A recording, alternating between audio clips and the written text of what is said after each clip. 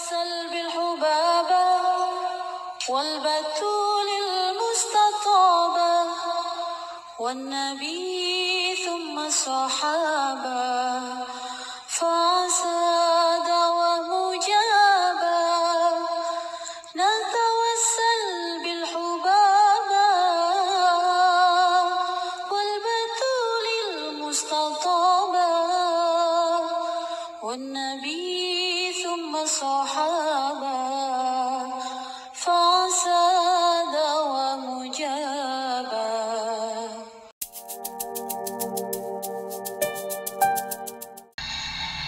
Saya juga mengawalinya harus dengan syair juga, tapi syairnya saya dapat nyontek dari teman-teman saya yang udah nulis syair di Instagram saya nih ya.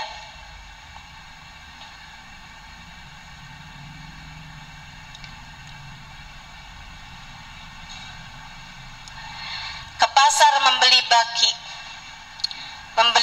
yang paling besar. Mari kita ayunkan kaki mencari ilmu di tabligh akbar.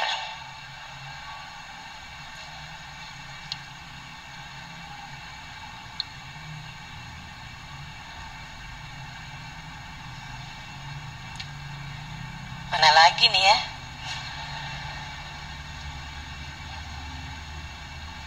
Saya nggak pinter lah bikin pantun.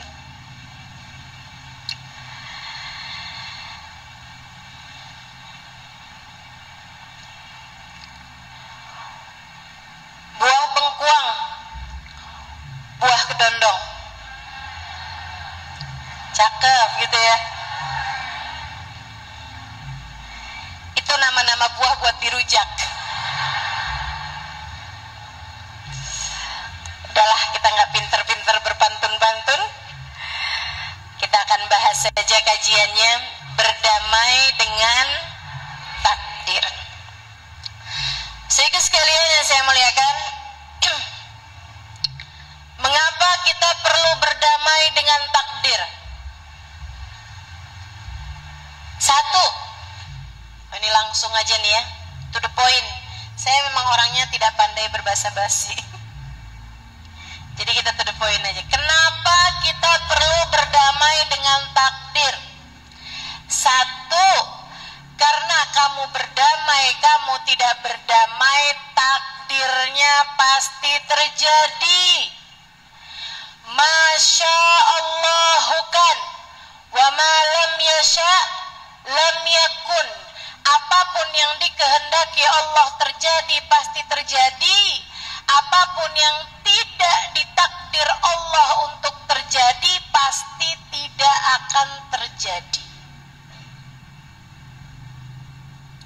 Fa'alun lima yurid. Sebab Allah itu adalah zat yang menghendaki segala sesuatu. Innama amruhu idza arada syai'an ayyaqula lahu kun fayakun. Urusan Allah apabila menghendaki sesuatu untuk terjadi, terjadilah, maka terjadilah sesuatu tersebut. Urusan Allah apabila menghendaki sesuatu, hanya perlu berkata jadilah, maka jadilah sesuatu tersebut. Saudara sekalian, kamu mau berdamai, kamu nggak mau berdamai, takdirnya pasti akan terjadi juga. Jadi jauh lebih mudah bagimu untuk berdamai.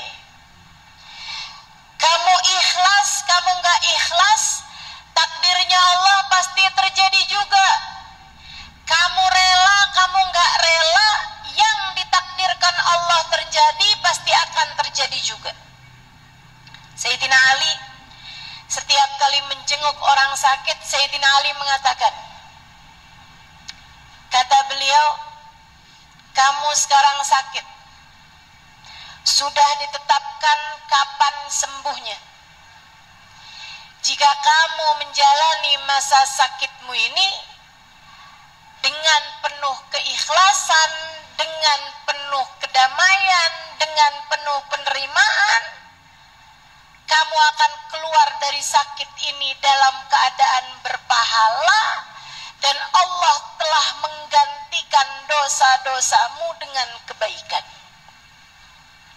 Akan tetapi, jika kamu menjalani sakit ini dengan berkeluh kesah, dengan mengadu, dengan mengeluh, dan dengan tidak terima atas apa yang ditetapkan Allah Subhanahu wa taala kepadamu, kamu akan keluar dari sakitmu ini dalam keadaan dosamu tetap juga dan tak ada tambahan kebaikan dan pahala bagimu.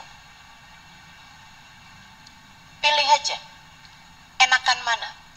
Keluar dari takdir yang menurutmu buruk dalam keadaan berpahala, dalam keadaan terhormat, dalam keadaan mulia, ataukah kamu keluar dari keadaan burukmu tersebut, takdir burukmu tersebut, dalam keadaan kamu berdosa dan bahkan dosa-dosamu yang dulu-dulu tidak dihapuskan Allah Subhanahu wa taala. Serta bisa jadi Allah memandangmu dengan murka. Karena katanya Allah Subhanahu wa taala dalam hadis qudsinya, man radiya falahu ridha wa man sakhita falahu sukht. Siapa yang ridha dengan takdir Allah, Allah pun akan ridha padanya. Sementara siapa yang tidak ridha dengan takdir Allah, dia marah terhadap takdir Allah, Allah pun akan marah padanya. Maka kamu harus berdamai dengan takdir, seburuk apapun takdir tersebut terasa, sebab kamu damai, kamu gak damai, takdirnya memang pasti akan datang juga. Bukan berarti kalau kamu marah Allah gak jadi ngasih takdir buruknya tersebut.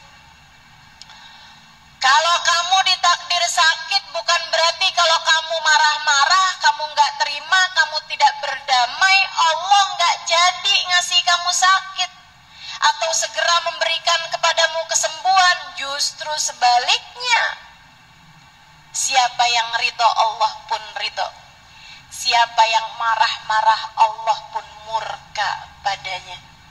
Maka bukankah jika demikian lebih baik bagi kita untuk berdamai dengan takdir yang kamu rasakan atau yang kita rasakan buruk untuk kita jalani. Kita perlu berdamai dengan takdir, karena meskipun tidak berdamai sekalipun, takdir buruknya pasti terjadi juga. Jauh lebih enak kita damai, jauh lebih enak kita terima, jauh lebih enak kita ikhlas, kita rela, sehingga insya Allah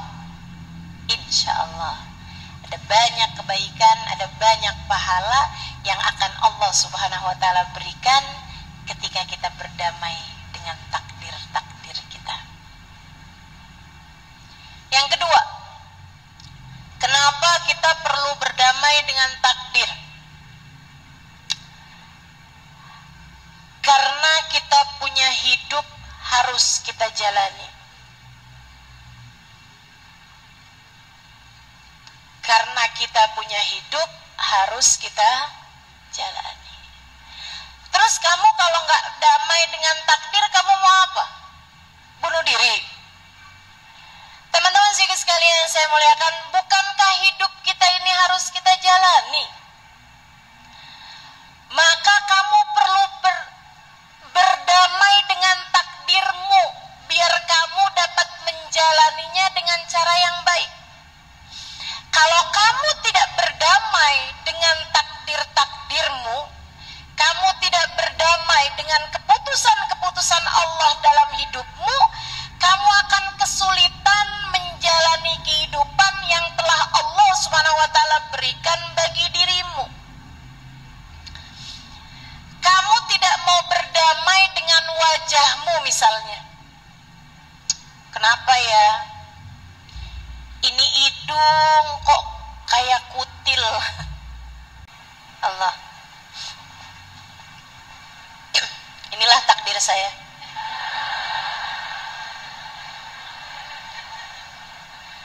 Bawa 2 mikrofonnya.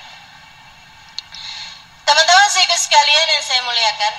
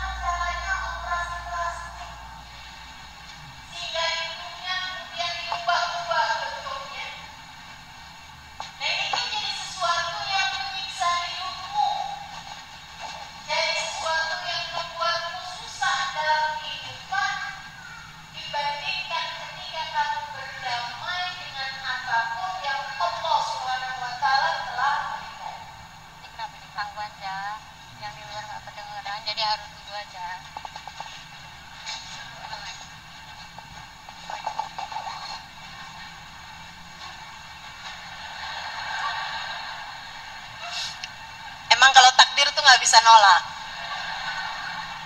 Takdirnya pakai 2 mic soalnya. Baik, teman-teman sekalian yang saya muliakan, apapun aja bentuknya, orang kalau tidak berdamai dengan takdir, hidupnya ruwet, teman-teman. Hidupnya susah. Kamu tidak akan bisa menjalani kehidupanmu dengan menyenangkan. Akhirnya jadinya mikir kayak begini nih. Ya udah dah, saya susah-susah nggak apa-apa dah, lagi sekolah. Nanti biar habis itu saya bisa kerja dengan enak. Dia pun ngerasa hidupnya tersiksa selama sekolah. Habis selesai sekolah, dia nyari kerjaan, alhamdulillah dapat pekerjaannya, dia pun bekerja. Berhenti nggak susahnya? Enggak. Ternyata hidupnya lebih susah lagi ketika bekerja. Dia mikir, nih kayaknya nih kalau saya nikah enak nih. Ya udah nggak apa-apa dah, saya susah-susah sekarang, tapi nanti saya nikah, saya nggak akan kerja lagi, saya akan enak kalau udah saya nikah. Dia pun menikah. Habis nikah, emang enak. Sebulan kali ya, bulan madu. Teman-teman sekalian, habisnya itu, waduh, ternyata hidup dalam pernikahan gak enak juga. Orang-orang bilang, kamu udah punya anak? Oh, kamu belum punya anak. Dia mikir, kayaknya kalau saya punya anak enak nih. Dia pun punya anak. Habisnya punya anak, bukannya seneng, malah tambah lebih banyak lagi susahnya. Ngurus anak, kurang tidur, anak nangis, mesti bersihin popoknya dan lain sebagainya. Habis punya anak satu, punya anak berikutnya, punya anak berikutnya, punya anak berikutnya lagi. Dia mikir, nanti nih kalau anak-anak udah besar enak nih. Emang iya, Bu? Nggak ada. Saudara sekalian yang saya muliakan, karenanya yang kamu anggap sebagai kebahagiaan, kesenangan, itu tidak ada dalam hasil. Ia ada pada proses, adanya pada perjalanan. Maka nikmati sajalah kehidupanmu, baik buruknya, susah senangnya, nikmatilah saja, berdamailah dengan semua takdir yang datang dalam hidupmu. Enak kok. Ini sekarang nih ibu yang lagi duduk dengerin saya, enak apa nggak enak? Keadaan paling menyenangkan adalah ketika seseorang berada dalam satu keadaan tanpa menginginkan untuk berpindah pada keadaan yang lain. Itu namanya kesyukuran. Dan hidup yang penuh dengan kesyukuran itulah hidup yang paling berharga, hidup yang paling menyenangkan. Meskipun sayangnya kata Allah Subhanahu wa taala, wa qalilun min ibadiyas syakur, sedikit sekali hamba-hambaku yang mau bersyukur. Keadaan tuh paling enak kayak gitu tuh, keadaan yang kita nggak kepengen berpindah. Ini kayak saya lagi bicara seperti ini, saya nggak pengen berpindah kepada keadaan yang lain. Setiap kali saya sedang berbicara seperti ini, berjumpa dengan wajah muslimah dari berbagai macam daerah, dari berbagai macam negara, saya merasa hati saya berbahagia. Kita bisa mengingat Allah bersama-sama, kita bisa bersolawat kepada baginda Nabi Muhammad bersama-sama, kita bisa saling memandang satu sama lain, kita bisa merasakan nikmat. Kamu diberdirikan di posisi manapun, nikmatilah posisi itu, syukurilah posisi itu. Karena sesungguhnya Allah Subhanahu wa ta'ala akan selalu memberi kita yang terbaik bagi kehidupan kita ini. Saya ingat satu buah cerita, pernah diceritakan oleh guru kami Sayyidil Habib Umar bin Hafid dalam salah satu kajian beliau. Ada seorang laki-laki, usianya sampai dengan kayak 30-an tahun, 40-an tahun gitu, belum datang-datang jodohnya. Dia kayak udah usaha juga gitu, udah hampir aja nggak jadi. Dia kayak segala macam usaha dia jalankan tuh nggak jadi gitu. Akhirnya dia pikir kayaknya emang takdir Allah kayak gini nih buat saya nih. Ya udah dah. Dia pun juga tidak lagi meminta urusan jodoh karena dia pikir Allah pasti tahu yang terbaik bagi diri saya. Dia seorang pendakwah, teman-teman, di sebuah negara. Akhirnya dia doanya ganti. Ya Allah, kalau memang saya tidak ada jodoh di dunia ini, kasih lihat kepada saya ya Allah jodoh saya di akhirat nanti. Kasih tahu saya jodoh saya di akhirat nanti. Ini doa tidak saya sarankan buat adik-adik para jombloers ya. Nggak apa-apa kok, boleh aja. Kamu minta jodoh silahkan aja deh. Tapi yang saya mau, kamu kalau minta jodoh tuh jangan turun standar. Umur belasan tahun minta jodoh, ya Allah kasihkan saya jodoh yang ganteng, kaya, soleh. Umur 20-an tahun belum datang-datang juga jodohnya. Akhirnya doanya ganti, ya Allah nggak kaya nggak apa-apa,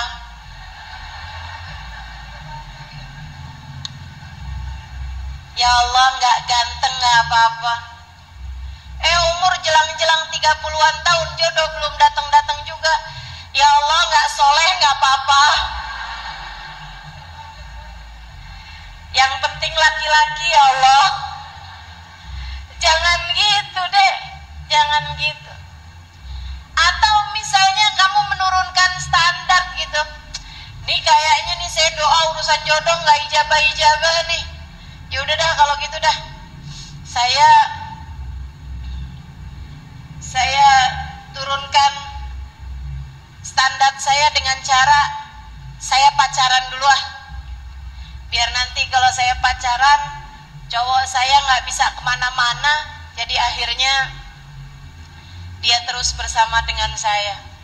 Nah itu jangan, itu namanya menurunkan standar. Atau kayak begini nih, kayaknya saya perlu deh datang-datang ke Mbah Dukun, biar setiap laki-laki lihat saya langsung ikut gitu sama saya. Nah itu jangan, itu namanya kamu menurunkan standar. Jadi sekalian nih laki-laki ini nih doanya agak keluar dari standar ya. Dia bilang, ya Allah, kalau memang saya tidak ditakdir berjodoh di dunia, ya Allah, kasih tahu saya siapa calon istri saya di surga. Allah ijabah doanya. Malam hari beliau bermimpi dikasih tahu nama istrinya di surga. Istri kamu Fulanah bintu Fulan al-Fulani di kota Riau, misal gitu, di Pekanbaru misalnya gitu. Sehingga sekalian, dia pun lagi ada dakwah ke daerah tersebut. Satu malam habis selesai dakwah, beliau tanya, maaf nih, udah bubar orang, ada beberapa orang, ditanya, ada yang tahu nggak di sini Fulana bintu Fulan al-Fulani? Nggak ada yang tahu ternyata. Besok harinya dia pergi berdakwah ke daerah yang lebih kampung lagi, lebih pelosok lagi, lebih pelosok gitu. Kalau itu kan sebelumnya dia di kota, nah sekarang di kampung. Dia tanya gitu, habis selesai majelis kajian, ada nggak di sini yang tahu, yang orang kenal namanya Fulana bintu Fulan Fulan? Dia bilang, saya udah tahu tuh orang di kampung saya, Ustadz, Kiai, Syekh, namanya seperti yang kamu sebutkan tadi. Tapi rasanya kenapa ya kau bertanya tentang dia ini? Saya tersebut menjawab, ya saya pengen tahu aja, pengen ketemu aja orang tersebut. Kenapa memangnya saya nggak pantas tanya tentang dia? Dia bilang perempuan itu adalah orang berkulit hitam, sangat buruk rupanya, dan seorang penggembala kambing tinggal seorang diri di sebuah lereng bukit.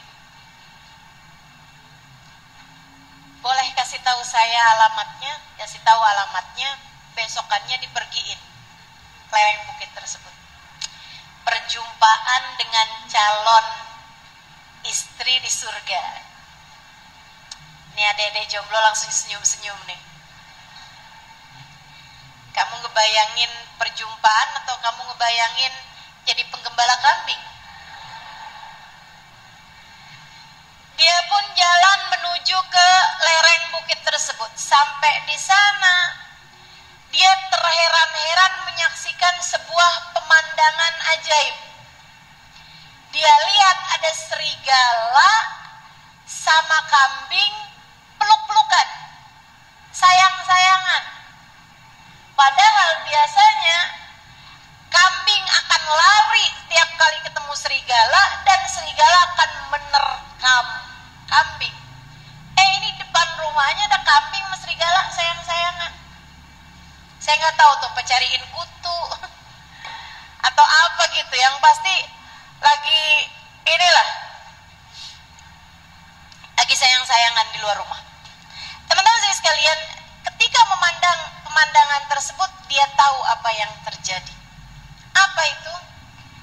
Kedamaian, rahmat Allah turunkan ke dalam rumah tersebut sampai menyebar kepada sekelilingnya, hingga membuat bahkan serigala pun menjadi penuh rahmat dari sebab tertunuri rahmat yang ada di rumah tersebut.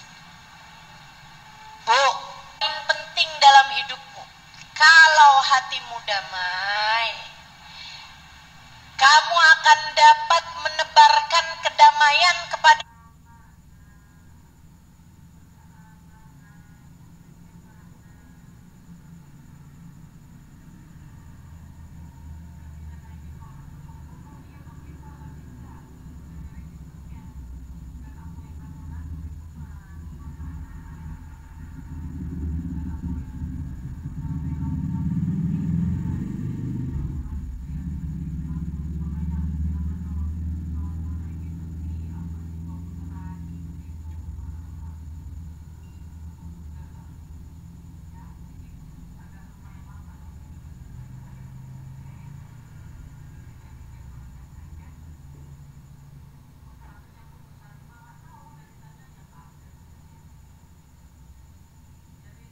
dari mencintai Allah dan Rasulnya. Saudara sekalian, perempuan ini mencintai Allah lebih daripada cintanya kepada siapapun. Karenanya ketika dia tahu bahwa yang datang ini adalah calon suaminya di surga, cintanya kepada Allah menghalangkannya untuk melakukan sesuatu hal yang tidak diperbolehkan oleh Allah Subhanahu wa taala. Dia bilang, keluarlah, pergilah dari pintuku ini. Laki-laki tersebut mengatakan, baik, aku akan segera pergi dari sini. Saya hanya ingin menanyakan kepadamu satu hal saja. Karena ini sangat mengganjal di hati saya ingin bertanya kepadamu satu hal untuk saya belajar tentang kehidupan. Dia bilang, apa itu? Saya lihat di depan pintumu ada serigala yang sedang berpelukan sama kambing. Serigala yang sedang menyayangi kambing. Padahal biasanya serigala tersebut lari dari kambing itu lari dari serigala atau serigala menerkam kambing. Kalau boleh saya tahu, amal ibadah apa yang kamu lakukan hingga Allah menurunkan kepadamu rahmat sebesar ini?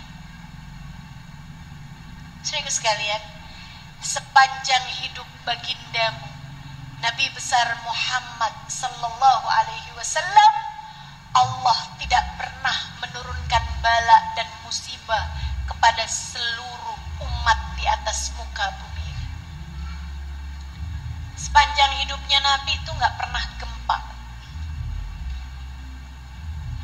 Sesudah Nabi Muhammad wafat, di zamannya Sayyidina Abu Bakar nggak pernah terjadi gempa. Di zaman Sayyidina Umar pernah terjadi gempa satu kali. Sayyidina Umar segera keluar, kemudian mengambil pecutnya. Dia pun kemudian memecut bumi ini seraya mengatakan, ala a'dil fauqa ya ardillah, ala a'dil fauqa ya ardillah. Bukankah aku telah berbuat adil di atasmu, wahai buminya Allah? Sejak saat itu gempa pun berhenti dan tidak pernah terjadi di zaman Sayyidina Umar bin Khattab. Teman-teman saudaraku sekalian yang saya muliakan, ketika seseorang dituruni rahmatnya Allah Subhanahu wa taala yang besar, Allah akan menjadikan hati hamba tersebut berdamai. Orang-orang di sekelilingnya, bahkan makhluk-makhluk di sekelilingnya, sampai keadaan yang ada di sekelilingnya, semuanya menjadi damai. Jadi laki-laki ini sangat paham betapa sangat besarnya rahmat Allah yang diturunkan kepada perempuan calon istrinya di surga nanti ini, hingga sampai membuat serigala sama kambing berdamai. Perempuan tersebut menjawab, saya tidak tahu mengapa Allah menurunkan rahmatnya pada saya. Ini nggak saling ketemuan ya, terhalang pintu nih, ngomongnya dari balik pintu. Dia bilang, saya nggak tahu apa sebabnya Allah menurunkan rahmat. Saya kira fadlullah, saya kira itu adalah anugerah Allah saja pada diri saya, yang memang Allah begitu rahman, begitu rahim. Laki-laki tersebut menjawab, kalau begitu saya berpamitan padamu. Akan tetapi baru beberapa langkah, perempuan tersebut teringat sesuatu. Dia bilang, kif ya fulan, sebentar, wahai, disebutkan namanya tadi tuh ya. Dia bilang, innaha kanat khusailah ma'i, ada satu sifat kecil ada pada diri saya. Saya rasa mungkin itulah sebabnya mengapa Allah Subhanahu wa taala menurunkan rahmat yang besar pada diri saya. Syekh tersebut bertanya, apa sifat kecil yang kamu maksudkan? Dia bilang, ana idza kuntu fil marad lam atamanna as-sihhah. Saya kalau sama Allah sedang dikasih sakit, saya tidak berharap sehat. Ketika saya sedang dalam keadaan sehat, saya tidak berharap sakit. Teman-teman saudara sekalian, kamu harus berdamai dengan takdir. Sebab seburuk apapun takdir tersebut kamu rasa, ia pasti akan berlalu. Tak ada yang kekal di dunia yang fana ini, termasuk semua rasa yang kamu rasakan di dalamnya. Kamu lagi senang, sehingga sekalian ingat, senangmu sementara. Pun kalau kamu sedang susah, ingat, susahmu sementara. Kamu sedang sedih, ingat, sedihmu sementara. Kamu sedang kecewa, ingat, kecewamu juga sementara. Kamu sedang sakit, ingat, sakitmu juga sementara. Semua ada batas waktunya, semua ada takaran-takarannya. Wa qaddarallahu taqdira, dan Allah Subhanahu wa taala telah mentakdirkan segala sesuatu. Kata Allah Subhanahu wa taala dalam Al-Qur'an, "Man yattaqillaha yaj'al lahu makhraja wa yarzuqhu min haitsu la yahtasib, wa man yatawakkal 'ala Allahi fahuwa hasbuh, innallaha balighu amrih, qad ja'alallahu likulli syai'in qadra." Qad ja'alallahu likulli syai'in qadra. Allah telah menjadikan segala sesuatu ada takarannya, ada masanya, ada ukurannya. Berdamailah dengan takdirmu, sebab semuanya sementara. Tak ada yang kekal untuk dunia yang fana ini,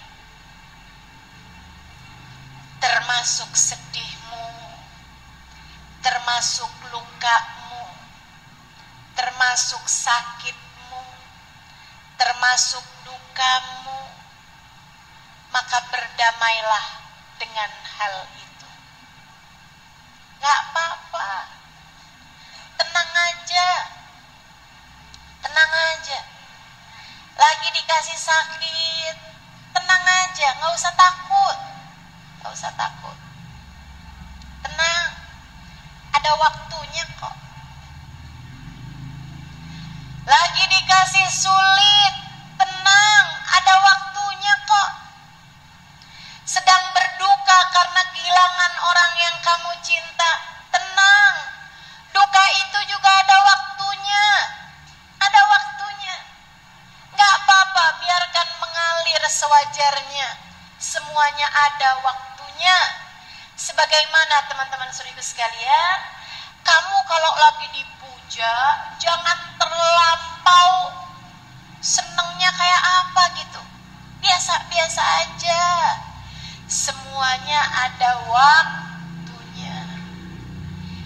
Kamu sedang dicinta oleh seseorang, nggak usah terlalu berbunga-bunga sampai kamu merasa bahwa dunia ini kamu sama dia doang, yang lain ngontrak semuanya. Nggak usah, biasa-biasa aja. Rasa hati manusia berbolak-balik. Sesaat kamu dicinta, esok lusa bisa jadi kamu dibenci olehnya.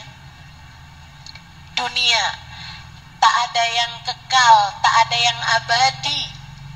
Dunia ini sifatnya berbolak-balik. Ia seperti roda, teman-teman saudaraku sekalian. Sesaat kamu di atas, sesaat kamu di bawah. Demikian yang Allah sampaikan dalam Al-Quran. Wa tilkal ayyam nudawiluha bainan nas. Hari-hari hidup di atas muka bumi adalah putaran roda yang kami gerakkan kepada manusia. Sesaat di atas, saat di bawah. Kamu hanya perlu untuk tetap menjalaninya dengan damai, dengan rela, dengan ikhlas, dengan terima terhadap segala keputusan-keputusan keputusan yang Allah berikan dalam kehidupan kita. Bu, Dek, Nak, kamu kalau maaf nih, misalnya kamu nonton film, ada adegan yang kamu nggak suka, ada adegan yang kamu takut.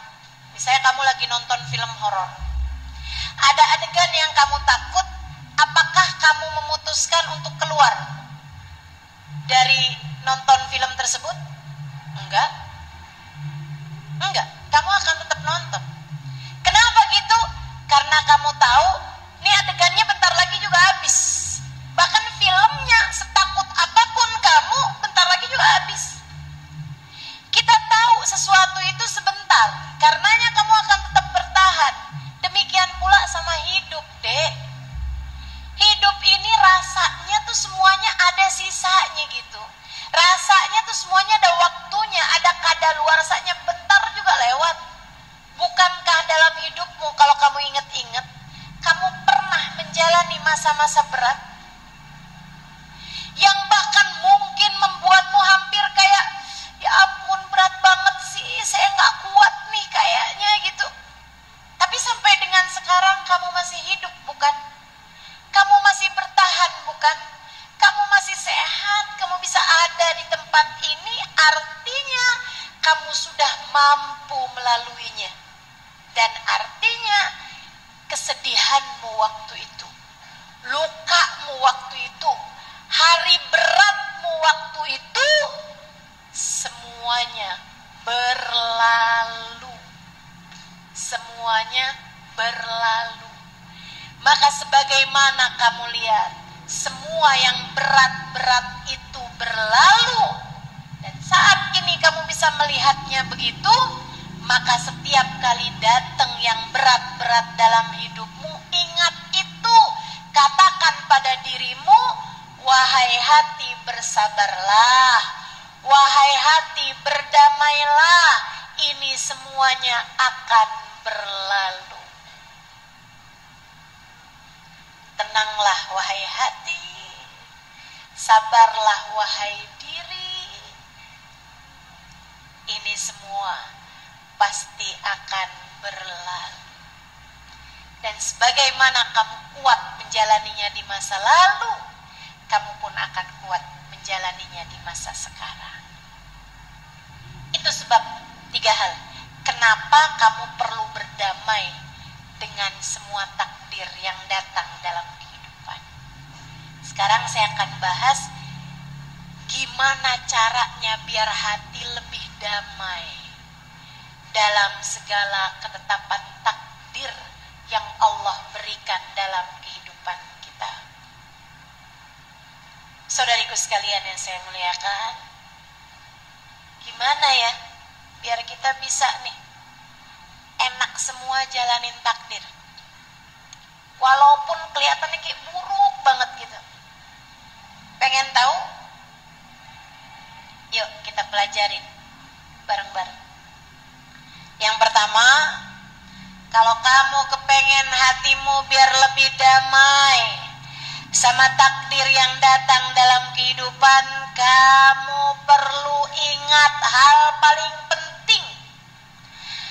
Penentu takdir itu adalah Allah. Innallaha ala kulli syai'in qadir. Sesungguhnya Allah yang menentukan takdir bagi segala sesuatu. Sungguhnya Allah yang maha berkehendak terhadap segala sesuatu.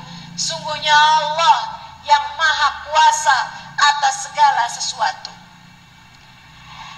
Takdirnya yang menentukan Allah, Bu. Takdirnya yang menentukan Allah, Dek. Takdirnya yang menentukan Allah, Nak. Dan Allah itu maha rahman, dan Allah itu maha rahim. Gak usah takut terhadap takdirnya Allah, karena dialah satu yang menentukannya. Saudariku sekalian yang saya muliakan, Kalau ada seorang perempuan, dia tahu suaminya sangat sayang padanya. Dia tahu suaminya sayang banget sama dia.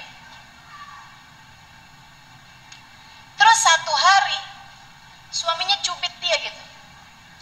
Dia dicubit suaminya, kan sakit tuh. Suaminya nyubit agak sakit nih. Dia kan sakit tuh dicubit suaminya. Saudaraku sekalian saya muliakan, ketika dicubit sama suaminya itu, dia marah atau dia senang? Ayo, dia marah atau dia senang? Dia senang aja tuh. Dia senang aja. Karena dia tahu suaminya mencubitnya bukan karena marah. Jadi suaminya nih lagi sayang-sayangan sama dia, terus gitu dicubit sama suaminya. Dia seneng apa kesel? Seneng dia. Walaupun sakit loh. Kenapa dia seneng? Karena dia tahu suaminya mencubitnya bukan karena benci, tapi karena sayang.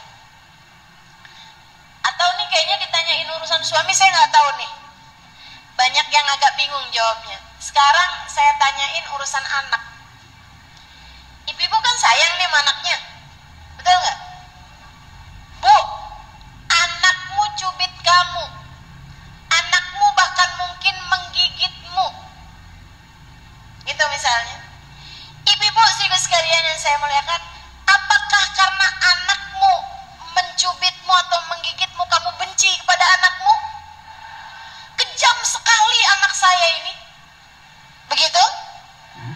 Atau kamu akan pelukin anak kamu gitu, padahal dia menggigitmu, padahal dia mencubitmu. Kenapa kamu malah pelukin dia, cium-ciumin dia gitu? Karena kamu tahu anakmu mencubitmu, anakmu menggigitmu bukan karena benci, akan tetapi karena cinta, karena sayang. Kamu harus selalu ingat ini. Allah mengujimu bukan karena benci. Allah mengujimu justru karena cinta. Tidak ada yang datang dalam kehidupanmu melainkan semuanya dari Allah.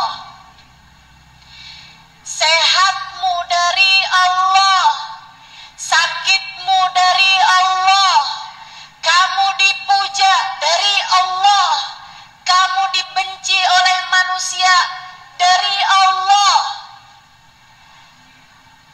kamu dipuja-puja seorang, semuanya sejatinya dari Allah juga, teman-teman. Bahkan tak ada daun jatuh melainkan dengan izin Allah. Tak ada burung terbang jatuh melainkan dengan izin Allah Subhanahu wa ta'ala. Kamu bahkan tak bisa melangkah kecuali dengan izinnya. Tak ada apapun dan siapapun terjadi di atas muka bumi ini melainkan dengan kehendak darinya. Penentunya Allah, Bu. Penentunya Allah, Dek. Penentunya Allah, Nak. Dan kamu harus tahu, dalam takdir yang terlihat tidak menyenangkan bagimu itu, penentunya adalah Allah. Pengujinya adalah Allah.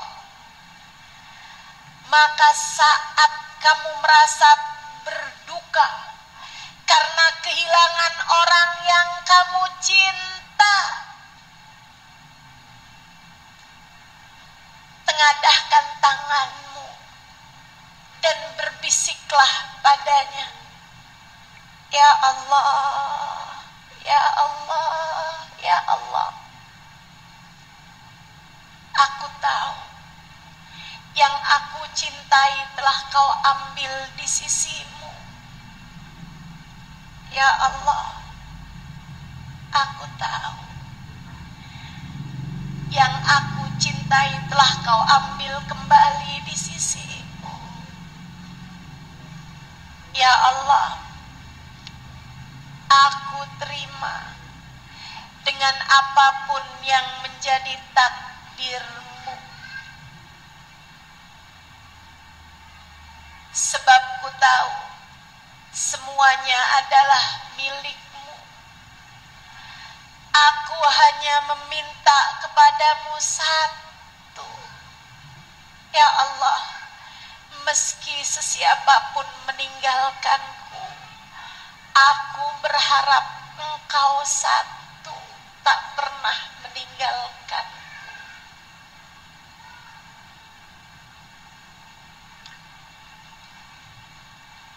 Semuanya dari Allah, Dek. Semuanya dari Allah, Nak. Semuanya dari Allah, Bu. Anakmu meninggal, ia diambil kembali oleh pemiliknya. Ibumu meninggal, Nak. Ia diambil kembali oleh pemiliknya. Suamimu meninggal, Kak. Ia diambil kembali oleh pemiliknya. Orang yang kamu cintai meninggal dunia. Ia telah diambil kembali oleh pemiliknya.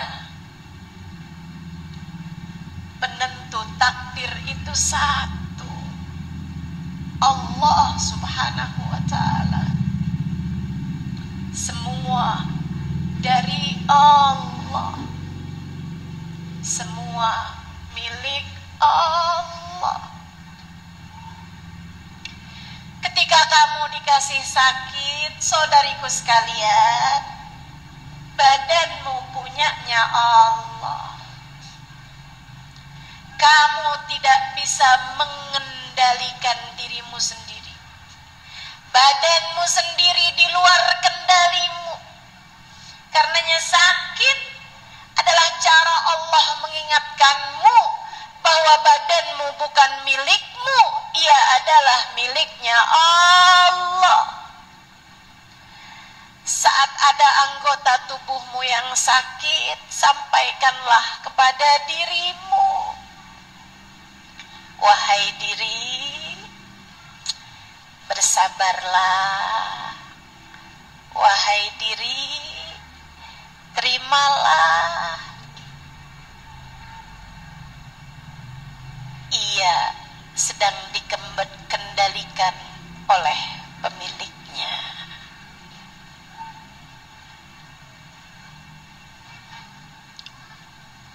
Allah tidak pernah menguji kita karena benci. Allah menguji kita justru karena cinta. Saudaraku sekalian yang saya muliakan, berdamailah dengan takdir. Seburuk apapun ia kau rasa, sebab penentunya adalah Allah. Dan Allah yang menentukan itu semuanya, bukan menentukan itu karena benci padamu, justru karena cintanya padamu. Dan Allah pula yang menentukan itu semuanya, menentukan hal ini kepadamu. Dia pun juga memberikan banyak takdir-takdir menyenangkan yang kamu jalani selama ini. Ingat terus itu, teman-teman. Ingatlah terus itu. Penentunya adalah Allah. Hal terakhir saya sampaikan padamu agar lebih mudah berdamai dengan takdir. Kamu ingat penentunya adalah Allah. Kemudian yang keduanya,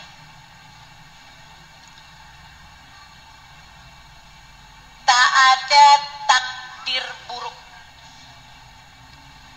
Yang ada adalah kesalahanmu.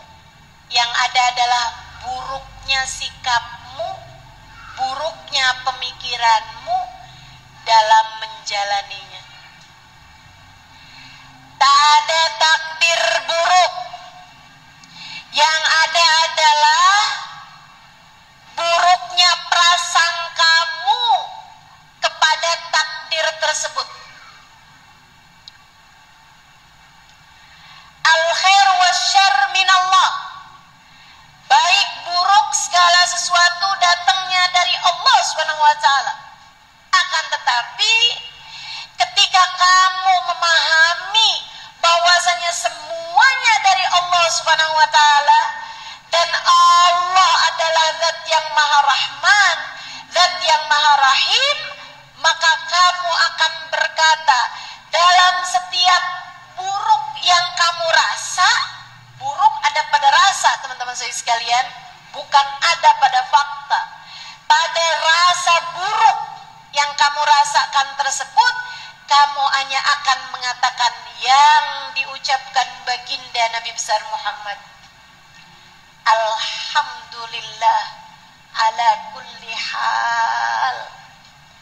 Terima kasih ya Allah atas segala keadaan yang kau berikan padaku. Nabi itu kalau dikasih yang terlihat menyenangkan, makan, minum, sehat, pergi kemana, keadaan menyenangkan, Nabi Muhammad akan bilang alhamdulillah. Misalnya habis makan, alhamdulillahilladzi at'amani wa saqani min ghairi haulin minni wala quwwah. Ya Allah, terima kasih Kau telah memberiku makan, Kau telah memberiku minum tanpa ada usaha dan ikhtiarku di dalamnya ya Allah, tanpa ada usaha dan jerih payahku di dalamnya ya Allah, tanpa ada usaha dan kekuatanku apa-apa di dalamnya ya Allah. Nabi kau bangun tidur, Nabi Muhammad bilang alhamdulillahilladzi ahyani ba'da ma amatani wa ilaihi nusyur. Ya Allah, terima kasih Kau telah menghidupkan aku kembali setelah sebelumnya Engkau mematikan aku ya Allah. Kepadamulah aku kembali. Nabi Muhammad berkata alhamdulillah, alhamdulillah, alhamdulillah, alhamdulillah. Ketika datang hal-hal yang terlihat tidak menyenangkan, misalnya Nabi Muhammad dikasih sakit, Nabi Muhammad bilangnya apa? Innalillahi. Bukan. Nabi Muhammad ketika sakit bilangnya apa? Alhamdulillah ala kulli hal. Terima kasih ya Allah atas keadaan apapun Engkau tempatkan aku. Masya Allah. Kenapa bisa alhamdulillah bahkan menghadapi buruknya takdir wahai Rasulullah? Mengapa? Seolah Nabi hendak mengingatkan kita saudariku sekalian yang saya muliakan, para umatnya, bahwasanya dari Allah Subhanahu wa ta'ala kepada kita hamba-hambanya yang telah diizinkannya untuk mendapatkan iman dari sisinya, untuk hamba-hambanya seperti kita yang diizinkannya untuk mengakui siapa Allah bagi kehidupan kita. Anta Rabbi wa ana abduk. Engkau ya Allah adalah Tuhanku dan aku ya Allah adalah hambamu. Nabi Muhammad seolah mengingatkan kita sekalian bahwasanya apapun yang datang dari Allah semuanya adalah indah. Kita perlu berterima kasih kepadanya. Bahkan saat sakit sekalipun, berterima kasihlah padanya. Saat sulit semacam apapun, berterima kasihlah padanya. Saat kamu diberi rezeki yang sangat terbatas sekalipun, berterima kasihlah padanya. Saat kamu sedang diberi luka, kehilangan semacam apapun, tetaplah berterima kasih padanya. Sebab sejatinya bagi kita orang Islam tak akan ada takdir buruk yang terjadi. Sekali lagi, yang ada adalah buruknya persangkaanmu kepada Allah. Sekali lagi, yang ada adalah buruknya penerimaan hatimu terhadap takdir tersebut. Sekali lagi, yang ada adalah buruknya rasa hatimu terhadap takdir tersebut. Andai kamu tetap berbaik sangka, andai kamu tetap bisa menjaga hati menghadapinya, niscaya kamu akan penuh dengan kesyukuran hidupmu. Saudariku sekalian yang saya muliakan, Allah itu dalam bahasa yang mudah nih, dalam perumpamaan yang mudah, saya sampaikan padamu teman-teman saudariku sekalian. Allah tuh mirip sama dokter yang paling handal, yang paling pinter, yang paling profesional misalnya, dan dokter itu adalah ayahmu sendiri yang sangat sayang padamu. Misal kamu tahu ayahmu sangat mencintaimu dan dia adalah seorang dokter yang sangat profesional. Ketika kamu datang padanya dengan kamu membawa penyakit-penyakitmu, apa yang dokter tersebut akan lakukan untukmu? Terkadang dia akan memberikan kepadamu pil-pil pahit. Kalau sudah enggak mempan lagi, kalau dirasa penyakitmu ini sudah begitu berat, dia akan menyuntikmu, memasukkan jarum pada tubuhmu, memasukkan obat-obat lewat jalur suntik tersebut. Bahkan kalau sudah penyakitmu sangat amat parah, sangat amat berat, sang ayah yang adalah seorang dokter profesional bisa jadi akan membuatmu berada di atas dipan operasi, di atas tempat operasi, untuk kamu untuk dia membelahmu, untuk dia mengoperasimu, melukaimu, menyayat-nyayat tubuhmu, menjahit-jahit tubuhmu. Teman-teman saudariku sekalian yang saya muliakan, dan ketika itu terjadi padamu, bukankah kamu tidak akan pernah berkata, "Ayah, mengapa ayah sangat kejam padaku? Mengapa ayah berbuat seperti ini kepadaku?" Justru sebaliknya, kamu akan berkata kepadanya, "Terima kasih ayah, saya tahu ayah melakukan itu semuanya karena sayang dan berharap segala kebaikan bagiku." Allah begitu kepada kita saudariku sekalian. Jangan berburuk sangka. Allah begitu kepada kita. Sesaatnya diberi kepada kita pil-pil pahit dalam kehidupan. Ada orang-orang yang benci kepada kita, ada orang-orang yang berkata buruk pada kita.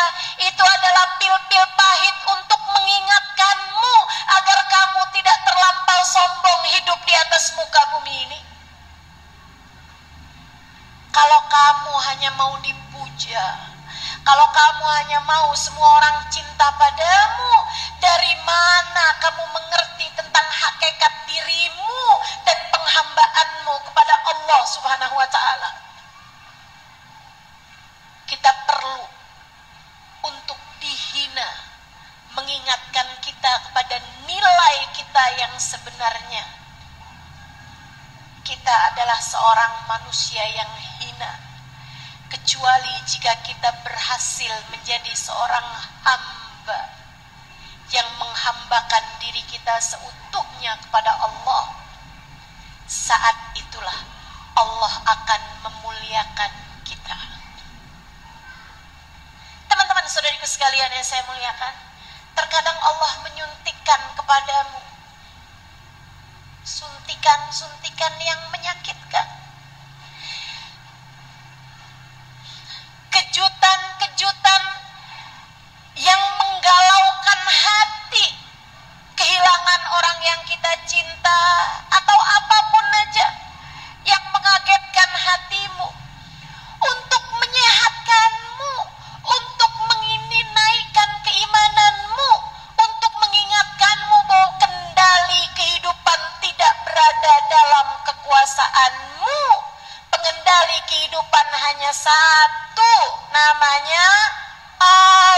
Subhanahu wa ta'ala. Betapa seringnya kita merasa kehidupan sedang baik-baik saja, ketika kemudian hentakan ujian datang dalam kehidupan kita, ketika kemudian hentakan takdir datang dalam kehidupan kita. Saudariku sekalian yang saya muliakan, dokter yang menvonis kamu sekarang sudah berada dalam stadium 4 dari penyakit kanker misalnya gitu, adalah suntikan-suntikan yang Allah Subhanahu wa ta'ala berikan dalam kehidupan kita. Mengapa begitu ya Allah? Mengapa harus saya ya Allah? Allah seolah mengatakan padamu, sebab aku mencintaimu. Sebab aku mencintaimu. Aku berharap engkau tertunduk penuh penghambaan kepadaku. Jika itu terjadi dalam hidupmu, aku akan bentangkan untukmu jalan-jalan memudahkanmu masuk surgaku. Selalu ada manis sesudah segala pahit yang kamu rasa. Allah memberikan itu semuanya justru karena cinta. Saudaraku sekalian saya muliakan, dan terkadang ketika Allah melihat penyakitmu sudah begitu berat, Allah pun dengan terpaksa membaringkanmu di meja operasi. Allah pun dengan terpaksa memberikan hal-hal paling berat dalam kehidupan. Kamu menganggap hidupmu sudah tersayat-sayat, kamu menganggap hidupmu sudah begitu berat. Itu semuanya adalah cara Allah untuk mengembalikanmu kepadanya. Karenanya saya selalu sampaikan kepada para istri yang ditinggalkan suaminya karena suaminya tertarik dengan perempuan yang lain misalnya, selalu saya sampaikan kepadamu, ketika hati suamimu berpaling darimu, itu adalah cara Allah mengulurkan tali cintanya padamu. Allah hendak mengenalkanmu dirinya yang dapat mencintaimu tanpa kenal waktu. Allah seolah hendak meyakinkanmu cinta manusia bisa sirna bersama masa, akan tetapi aku akan selalu ada mencintaimu dalam segala keadaan.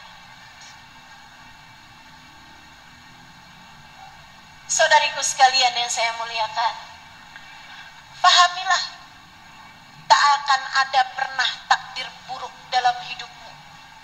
Yang buruk adalah persangkaanmu kepada Allah. Yang buruk adalah caramu menyikapi takdir-takdir tersebut. Maka berdamailah dengan takdir, saudaraku sekalian.